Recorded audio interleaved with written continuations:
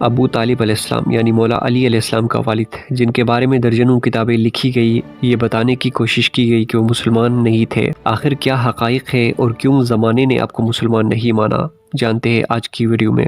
نبی پاک صلی اللہ علیہ وآلہ وسلم کے خاندان اور جد امجد میں ایک شخص ہاشم، جن سے حضرت عبد المطلب پیدا ہوئے۔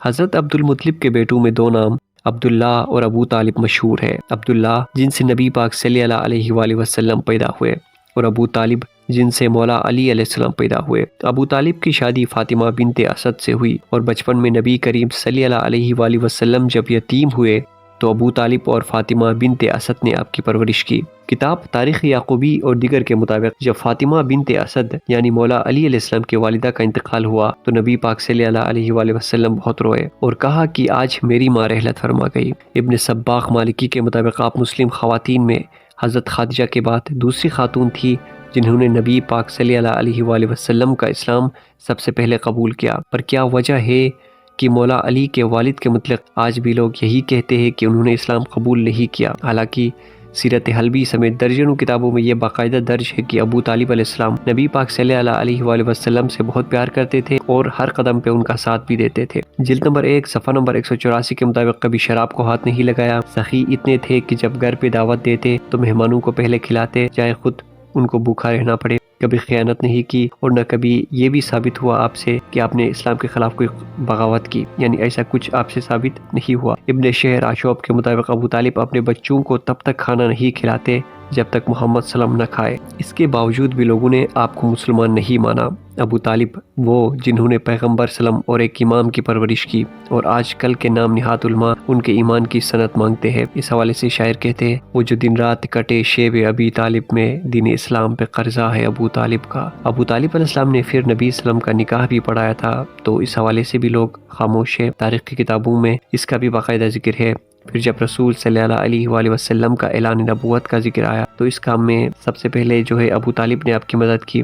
آپ مدد کس طرح کی؟ اگر دیکھا جائے تو ان واقعات پہ آپ کیوں غور نہیں کرتے جن میں ذکر ہے کہ دعوت کا اہتمام سب سے پہلے ابو طالب کے گھر پہ ہوئی تھی، یعنی دعوت کا اہتمام ابو طالب نے کی، اور جب اعلان رسالت ہوئی توحید کی بات ہوئی اور رسول صلی اللہ علیہ وسلم نے فرمایا کہ مجھے آپ لوگوں کی مدد چاہیے، مدد مانگی نبی پاک صلی اللہ علیہ وسلم نے سب سے پہلے، تو سب خاموش رہے۔ ابو طالب کے بیٹے مولا علی علیہ السلام نے فرمایا میں آپ کی مدد کروں گا۔ اگر ابو طالب ایمان پہ نہیں تھے تو اپنے بیٹے کو کیوں نہیں روکا؟ آپ دیکھیں کہ ایک بھی صحیح واقعہ دکھاؤ جس میں یہ ذکر ہو کہ ابو طالب علیہ السلام نے مولا علی علیہ السلام کو نبی پاک صلی اللہ علیہ وآلہ وسلم کی مدد سے روکا۔ اب شیب ابی طالب کا واقعہ دیکھیں کہ جس میں حضرت ابو طالب علیہ السلام نے نبی پاک صلی اللہ علیہ وآلہ وسلم اور دیگر کے ساتھ وقت گزاری۔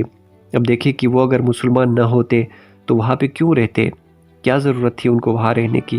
واپس جا کے کافروں میں آرام سے سکون سے بیٹھ جاتے، لیکن نہیں، انہوں نے مصیبت برداشت کی، نبی پاک صلی اللہ علیہ وسلم کا ساتھ دیا، اور آپ پہ جو ریسٹرکشنز لگ گئے تو ان میں آپ نے ان کا بھرپور ساتھ دیا۔ کتاب ابو طالب مومن قریش میں آپ کو ایک جملہ ملے گا جس میں نبی پاک صلی اللہ علیہ وسلم حکم دیتے ہیں کہ آپ ابو طالب کی تجہیز و تکفین کا بندوبست کریں، تو اگر وہ مسلمان نہیں تھے تو یہ بندوبست کیوں ہوئی ان کے لیے؟ اب اسی کتاب میں ریفرنسز بھی بہت سارے ہیں، آپ جا کے دیکھ سکتے ہو۔ اس کے علاوہ ایک روایت جو ہے بہت زیادہ مشہور ہے کہ ایک شخص مولا علی علیہ السلام کے پاس آتے ہیں اور کہتے ہیں کہ آپ ہمیں ابو طالب کی ایمان کا بتاؤ، ہم نے سنا ہے کہ وہ کافر ہے۔ تو مولا علی علیہ السلام نے فرمایا کہ قسم خدا کی میرا والد چاہے تو روئے زمین کے انسانوں کی شفاعت کرے۔ اب یہ بھی ریفرنس کے طور پہ موجود ہے، بہت ساری کتابوں میں ہے۔ تو اب یہ دیکھیں کہ یہ جتنی بھی روایتیں ہیں وہ اپنی سند کے ساتھ موجود ہے۔ اب شیعہ امامی اسماعیلی عقیدے میں ابو طالب علیہ السلام اپنے دور کے رہبر تھے، وہ امامت کی پرورش بھی کرتا ہے اور رسالت کی بھی۔ اب اس کو سمجھنے کے لیے آپ کو سمجھنا پڑے گا کچھ کانسیپٹس کو، یعنی کہ امامت کے درجات کو سمجھنا پڑے گا، کائنات کے نظام میں وقت کی اہمیت کو اپنے سمجھنا پڑے گا، اور خدا کا جو چھپا ہوا بیت ہے وہ کب ظاہر ہوتا ہے، کس ٹائم ظاہر ہوتا ہے۔ تو آپ یہ پڑھو گے، جب آپ یہ پڑھو گے تو پھر آپ کو پتہ چلے گا کہ خدا کے جو بیت ہے یعنی جو راز ہے وہ کب اشکار ہوتے ہیں اور کب چھپایا جاتا ہے۔ پھر تقیہ ہے اور بہت سارے کانسیپٹس ہیں، ان کو سمجھنا پڑے گا، اور باطن کا باطن کیا ہوتا ہے، یہ تمام چیزیں ہیں۔ تو اس کے بعد نااہل سے علم کو چھپانا اور خدا کے نور کا زمین پہ جلوہ فرما ہونا، تمام باطنی کانسیپٹس مکمل دلائل کے ساتھ آپ سمجھو گے تو پھر ابو طالب کا درجہ آپ کو سمجھ میں آ جائے گا۔ چونکہ باطنی علم ایسا نہیں ہے کہ ایک ویڈیو میں سمجھائی جائے، تو واپس ٹاپک کی جانب پلٹتے ہیں۔ اب صحیح حدیث میں درج ہے کہ جبریل امین رسول صلی اللہ علیہ وآلہ وسلم کے پاس آ کر کہنے لگے مشرق و مغرب میں کوئی ایسا شخص نہیں جس کا خاندان آپ کے خاندان جیسا ہو۔ یعنی اس چیز کو سمجھنے کے لیے مولا علی کے اس جملے پہ غور کرے۔ مولا فرماتے ہیں خدا کی قسم میرے والد ابو طالب علیہ السلام میرے جد امجد عبد المطلب ہاشم عبد المناف نے کبھی کسی بت کے سامنے پیشانی نہیں جھکائی۔ اندازہ لگائے اس بات سے کہ آپ کو جو ہے کافر مانتی ہے دنیا، تو کتنی بڑی مطلب آپ کی شان میں گستاخی ہے۔ تو حضرت امام زین العابدین علیہ السلام سے جب کسی نے پوچھا کہ کیا ابو طالب مسلمان تھے، تو آپ نے کیا فرمایا؟ آپ نے فرمایا کہ اگر مسلمان نہیں تھے تو فاطمہ بنت اسد زندگی بھر ان کے ساتھ کیوں رہی؟ اور یہ بات امام علیہ السلام سے منقول ہے کہ حضرت ابو طالب کے ایمان پہ حملہ کرنا گویا ایسا ہوگا کہ آپ نے اسلام کے بنیاد پہ حملہ کیا، اور یہ بالکل سچ ہے۔ تو یہ امام باقر علیہ السلام سے بھی منقول ہے، انہوں نے بھی یہ بات فرمائی ہے کہ ابو طالب کا ایمان اگر ترازو میں رکھا جائے تو تم سب کے ایمان پہ باری ہے۔